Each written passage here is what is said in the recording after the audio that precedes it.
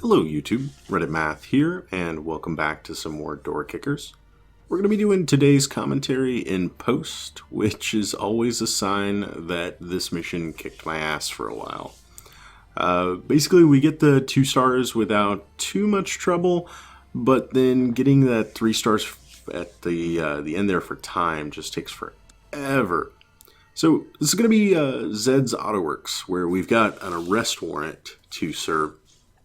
Jumping in, I want to go ahead and just show you guys like the initial plan that I came up with, the ideology behind it, and then we'll cut to a couple of the different attempts, and then finally what was finally successful. In the beginning, I based my deployment largely on just leveling up units that had the least amount of experience. So we ended up going with 2-point man on the left, and a shield unit and a shotgun breacher in the lower right. As time goes on, eventually the biggest replacement really is going to be the shield unit. It just doesn't bring enough firepower to the party, and he's going to get traded out for some other things. But the initial idea was sort of this pincered two-prong approach where some of the units were going to go bottom right while the others went top left, like counterclockwise around. This initial entry that's getting planned out right here is just very, very rough. A lot of attempts wound up without them even making it through the door, basically. There's like 2 guys just right inside. As soon as the door opens, they start shooting. There's a ton of guys in the room in the far bottom right corner that cause a lot of trouble as well. So over time, it becomes important, like this becomes the critical moment. Almost every mission is this initial hallway right here.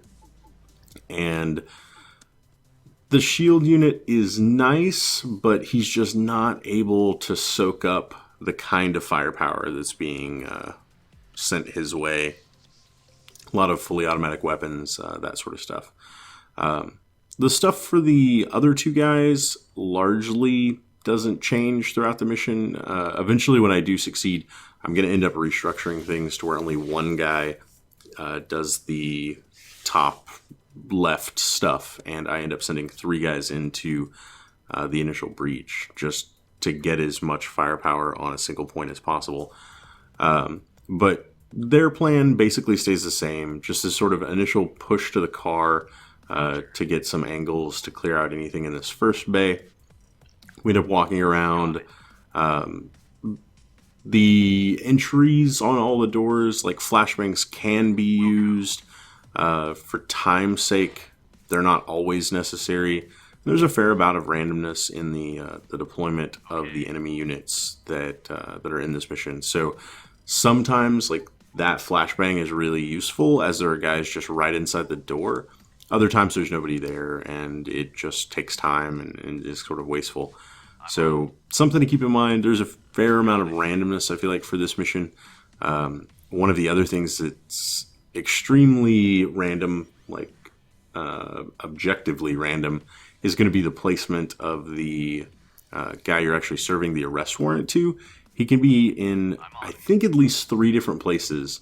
And so that can also make the planning a little bit complex, as if he's not where you expected him to be, then getting the sub 50-second time that the mission wants can be really tricky, just because you can't have everybody, kind of make a mad dash for one specific room unless you feel like randomizing over and over again, and just sort of realizing that 2/3 of your runs have almost no chance of success. So that gets a little bit annoying as well. And I say annoying, but it's fine. Like, it wasn't unenjoyable. It was just, it meant that there were a lot of repeated playthroughs. Because my initial plan, here I haven't even seen I have no idea what the time limit is supposed to be or any of that stuff. So I'm just doing a pretty standard clear here, where we're checking all the rooms sequentially. We're holding on go codes between clears of rooms so that everybody gets a chance to sync back up. We're waiting on, units to get in place to throw flashbangs at doors, all that stuff. and ultimately, for the time necessary, you just don't have enough time to deal with all that. You've got to kind of rush to get there and do it as quickly as you can. Also, the mission success is either contingent on getting the arrestee back to the rescue zone or eliminating all of the tangos and arresting the target at the same time. So here's the initial playthrough. Keep an eye on the lower right, which is going to be where the majority of things go bad. Once that door pops open, like 3 guys are in there. There's guys coming from the top. But I believe it's this room entry. Yeah, there's still 2 more in there. And then they come out and shoot our shield unit in the back. And it's not a good day for him. So that becomes really the focus as time goes on, is that this lower right area is going to be really contentious. I try to overcome with just some simple corrections at first, like, I'll put a stinger grenade in there whenever I go to clear it. Of course, the doors open almost every time, and so the stinger grenade never really gets an opportunity to be thrown that way. Eventually, I'm going to put those guys on a go code. Like, as soon as they make it through the door, they're going to end up holding there and just having that firefight. That was really the only way I could see to get past it, due to how much of a variance there is between different runs. There wasn't necessarily a way to predict it and keep them pushing forward, which is what I initially wanted to be able to do. So, like, because the timing on, whenever they face left to look up the hallway, sometimes they get shot in the side, that sort of thing. Let's go ahead and advance things just a little bit here. I'm going to show one of the future runs where, like, a few more go codes are being used, that sort of thing, and see sort of what a difference it made. Yeah. So eventually the plan becomes just having them hold here and kind of have this shootout for a while. One of the big problems with that is that the single shotgun unit just didn't have enough ammunition to kind of do it by himself. And that's what leads to replacing the shield unit eventually, and finally placing a 3rd unit down there to kind of give him a hand. And yeah. And then on this one is kind of the final iteration of what is going on. Let's see here. So yeah, you're seeing there the reloads become, like, really necessary almost constantly. I think he ends up reloading at least twice during all of this. But this one is actually going to get it done. Yeah, we're going to see so there's the guy we're here to arrest. Things actually kind of work out okay because he runs out into the hallway. It looks like as long as one of the cops is on him, like, and can yell the freeze command and stay in view, he'll stay put. I also find out that, kind of to stop you from getting back to the rescue zone, I guess, additionally, tangos are going to spawn behind you, and that's what I end up taking here to actually win it and get the 2-star completion. Advancing now to what the final plan was for the 3-star, you're going to see guys getting replaced in the lower right by 2 shotguns and an assault. And then in the upper left, just due to the fact that there's only 1 guy now, instead of 2 pointmen, we've now got 1 stealth class unit, as the submachine gun just brings a little bit more firepower. All these guys end up holding on an alpha go code right when they come into the room. That's really the only go code that becomes necessary. They get into kind of a crazy firefight right at the beginning, but once that's over, like, that is the mission. I kind of feel like that initial entry there just is everything that's difficult about this, is getting through that first door. Maybe some, like, interesting stuff could be done where you had the guys go up through the bays and come around into the back before you even went into the initial entry, and they could provide some additional support that way.